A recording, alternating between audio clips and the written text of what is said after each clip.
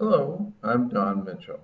Welcome back to Disciple, the book that can provide you with 60 or even more experiences of drawing closer to God, fulfilling more of your calling from Him to expand and improve His kingdom. Today we'll be continuing in part 4 as we near the end of the book and your discipleship experiences, uh, but ones that I'm sure will generate many more wonderful experiences in the future. Our topic today is engage in more fruitful ways and experience receiving more than you give. Let me begin with a quote from the book of Mark, chapter 9, verses 23 and 24, in the New King James Version. Jesus said to them, "If you can believe, all things are possible to him who believes." Immediately the father of the child cried out and said with tears, "Lord, I believe. Help my unbelief." Learning to be more fruitful is a wonderful and helpful activity. However, relatively little will be gained for expanding and improving God's kingdom if you merely learn how to be more fruitful. Be sure to actually apply what you learn. Hopefully, you've had some opportunities to do so as part of the process of learning more fruitful ways to serve God's kingdom, the subject of our last lesson. Many people interpret what Jesus said in Mark 9:23 as indicating that God will provide supernatural support to supply godly results for someone who adequately believes in the possibility. Since what ensued then involved the supernatural healing of a child afflicted with an evil spirit, that view is certainly valid. However, it's possible that Jesus also meant that our faith is valuable for helping us accomplish what we can do without supernatural support. I often see belief play an important role in helping those who are quite skilled at using highly fruitful methods to accomplish more for expanding and improving God's kingdom. While those who apply what they learn are almost always very successful, most of such people eventually lose interest in and confidence in their ability to repeat the success in the same or another area. Despite this lack of faith among many, the relatively few learners who seek to repeatedly apply the highly fruitful methods they have used always create much more impact during the second or third time than by the first one, simply due to having developed valuable skills, experience, and knowledge during the initial effort. Now that you've drawn much closer to God than you were when you began reading and applying the lessons in Disciple, I pray that you will continually seek His guidance and encouragement to become much more fruitful in your activities to expand and improve His kingdom. After all, He has given you access to great methods to apply, as described in the prior lesson. As they say in the tennis, the ball is in your court now. Will you act for Him today and every day? By acting, you will probably experience a nice surprise, receiving more than you give on at least some occasions. Let me help you understand this possibility by contrasting it with a typical experience of helping someone either at home or at work.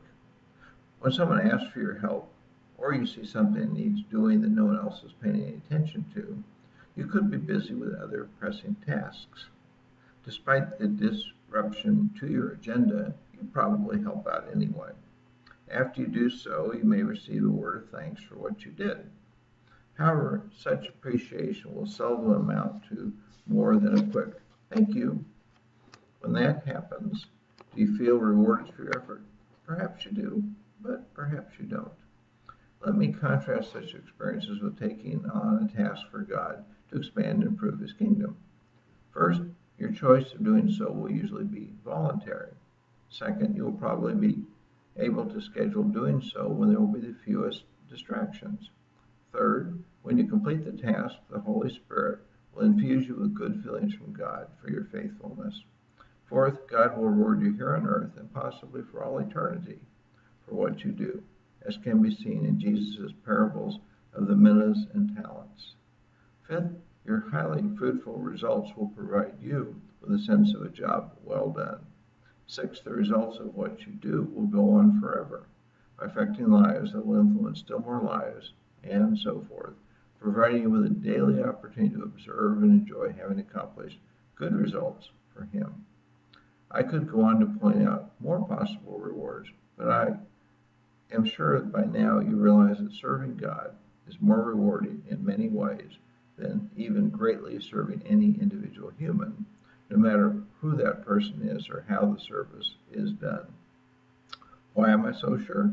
Well, those I have taught how to apply the most fruitful methods have usually continued to apply them if their initial application was to expand and improve God's kingdom, while those who merely used the methods to make more money or to gain some personal advantage quickly lost interest. What's the difference? It's much more rewarding to serve Him than to serve yourself. Many believers assume that it's someone else's job to help the kingdom advance in major ways. Since the Bible is filled with examples of ordinary people, including uneducated shepherds and fishermen, who were called to do extraordinary things, I suggest instead that God potentially has major roles for each of us to do His work. If few are being fruitful in such ways, it's often because few are choosing to follow Him to do what can be done, rather than because God doesn't want to team up with everyone who is willing to do more. Here are some questions that may help you gain enthusiasm and determination to accomplish more for God's kingdom. First, what are some highly fruitful activities that you have done to expand and improve God's kingdom? Second, if you haven't done any, was your inaction a result of God telling you not to work on expanding and improving His kingdom? Third, if you haven't done any, would you like to? Fourth, when you hear about ordinary people who have been fruitful for God's kingdom, what thoughts go through your mind? Fifth, if you've done one or more highly fruitful activity for God's kingdom, how did doing so make you feel? 6, what benefits did you gain? 7, which of those benefits were unexpected? 8, what fruitful activities for God's kingdom do you feel called to do that you haven't yet started? Who can tell you what it's like to do such activities? How do the answers to these questions make you feel? 11, what will you do today to start engaging in a new, highly fruitful activity for expanding and improving God's kingdom? 12, what lessons would you share with others about your experience just now and considering the opportunities to learn how to be more fruitful? 13, how will your future activities shift for being more fruitful and expanding and improving God's kingdom? And let me close by reminding you of this week's memory verse.